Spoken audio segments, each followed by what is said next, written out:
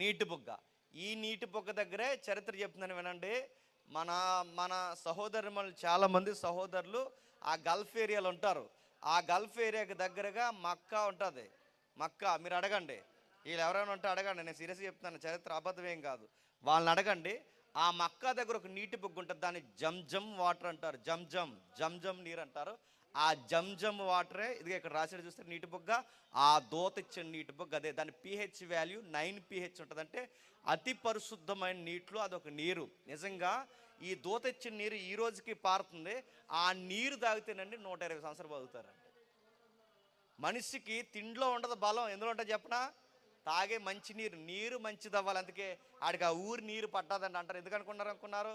నీరు బాగుంటే అన్నీ బాగుంటాయి. హార్ట్ స్ట్రోకులు రావు, కిడ్నీ ఫెయిల్యూర్స్ ఉండవు. అందుకే నీళ్లు మంచివి తాగాలి. అలానే ఆర్వో వాటర్ తెచ్చుకుంటారు, 2 రూపాయల డబ్బా, 10 రూపాయల